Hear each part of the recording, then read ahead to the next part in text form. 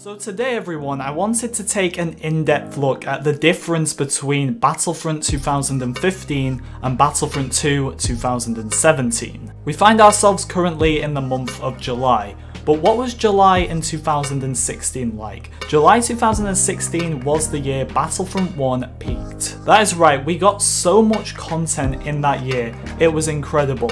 Versus July 2018, there is a huge difference, and today I wanted to look in depth at it all. So that is right, we're going to be comparing all the content we got from launch to July of 2016 from Battlefront 1 to all the content we got from launch to July of 2018 from Battlefront 2. So let's begin here. Depending on whether you pre-ordered the game or not, in November/December of 2015 for Battlefront 1, you could have played the Jakku DLC, which included 2 new maps and a new game mode in the form of Turning Point. Versus December of 2017, we got Season 1 for Battlefront 2, The Last Jedi season, which included 2 maps, which were Crate and Dakar, the space map obviously, 2 heroes, Finn and Phasma, Tally's A-Wing, and a campaign continuation. I think it's pretty fair to say that Battlefront 2 offered a lot more in terms of its first content drop here. It definitely would get a point if we were ranking things. But this is where the two games really start to change, because in January of 2016, that's where things really started to kick off for Battlefront 1. Less can be said for Battlefront 2 in January of 2018. Things really took a backseat there. The January content for Battlefront 1 included private matches, something we definitely need for Battlefront 2. The Luke and Han Hoth skins, which were new content to this game, they're just recycled in this game. And we also got the Raider camp map from the single player into the multiplayer. However, what did we get in January of 2018?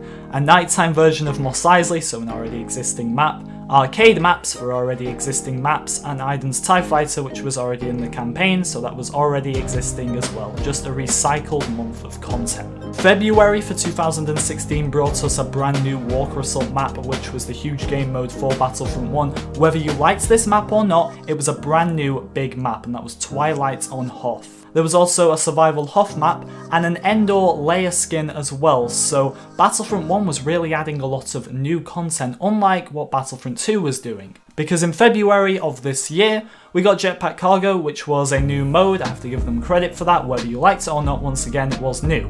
But then we just got more arcade maps, which were already existing, and the Hoth skins from the last game for Luke, Han and Leia, so more recycled content. At this point, bearing in mind, Battlefront 1 did have a roadmap as well, so we knew what was coming in the future. But in March for Battlefront 1, we got another new Galactic Assault map, Survivors on Endor, plus a Tatooine survival map. March of this year for Battlefront 2 brought us the progression update. For the terrible progression system we had at launch, we finally got a new one that worked a lot better.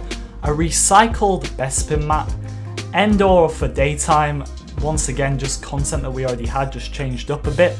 And finally the Rodian skin, which was from the last game as well. Battlefront 2 has just been reusing so much old content. And then in March/April for Battlefront 1, depending on if you had the season pass or not, Outer Rim released, the first DLC expansion. This included 4 new maps, a new game mode being Extraction, 2 new heroes, 9 Gnome and Greedo. Hook contracts were introduced to the game, which included 4 new weapons. We're yet to get a new weapon since launch in Battlefront 2, a new power-up being the Iron Disruptor, 3 new star cards, and a Weequay skin. April for Battlefront 2 brought us a lot less, Ewok Hunt, which used a recycled map, and the only new thing in it really was playable Ewoks. Then over 50 new appearances, a lot of them were reused, minus the clone skins as well, which weren't in there, and Dusk Naboo. Content once again that's already in the game, it's just been changed up a bit. Now after the first DLC expansion for Battlefront 1, we also got in April a new Berserker trait card, which was not included in the Outer Rim DLC, and then in May we just got a Back to Bomb card. But it was fine, to be honest, because we knew we were getting these huge DLC updates with a lot of content. So at this point we had that amazing Outer Rim DLC. What did we get in May for Battlefront 2? We got Solo Season 2 Part 1. This included a recycled map, Jabba's Palace, 2 new hero skins, which were great, but not much content in all honesty, 1 new game mode, Hero Showdown, which is very basic compared to Extraction, and Starfighter Arcade, plus a new menu. Now this is a lot better content than we got in May for Battlefront 1, but remember they had that huge Outer Rim DLC beforehand, so it's pretty pathetic when you put it like that. June of 2016 brought us arguably the best DLC for Battlefront 1, Bespin. This included 5 new maps, a new game mode, Sabotage, 2 new heroes, Lando and Dengar, 2 new weapons, 3 new Star Cards, 2 new skins, the Bespin Wingard and the Shock Trooper, Royal Guards, and Bespin Wingard, alongside Cloud Cars as well. It was a very big DLC. June of 2018, the solo season was finally completed. Season 2 Part 2. We got the Kessel Coaxium Mines, so just 1 new map versus 5 that we got in June of 2016. 1 new game mode, Extraction, just recycled from the last game. 5 new hero skins. These hero skins were great, they were new content, but no new heroes yet. At this point, Battlefront 1 has had 4 new heroes. Lando's Falcon, very basic content, but we did get the Clone Wars reveal also in June at EA Play, but no trailer, anything like that, just 2 new images and details. July 2016 brought us a teaser trailer. That's right, months in advance we got a teaser trailer for the Death Star DLC, which was going to release in September later that year. We also got the Stinger Pistol Star Card and Skirmish for Walker Assault and Fighter Squadron. We still don't have offline modes for Galactic Assault or Starfighter Assault in the current game. What did July bring us in 2018? A Hero Starfighter mode and a recycled Sullustan skin. So what can we take from this, everyone? Well, I think it goes to show how much the Season Pass actually benefited Battlefront 1, because we knew we had to get this content, it was promised, and we were going to get a satisfactory amount as well. 2018 has been nothing in comparison to 2016 as far as content goes. Most of the content we've got this year has just been recycled from the last game. You may not even call it new, and what do I say all the time? There has to be a balance between new and reused content. I do think, despite there not being much content in this month, June of this year was a good example of how to balance old and new. But overall, look at 2016. We had over 10 new maps at this point, over 4 new heroes, and 4 more new heroes on the way. So far in Battlefront 2 we've had 3 maps, only 1 of them new, the other 2 have been recycled. No new heroes, 4 on the way though, and no new blasters either. Battlefront 1 was getting blasters left, right and centre. The overall mess here is that we were promised content with a Season Pass, we paid for that Season Pass in Battlefront 1, they had to deliver.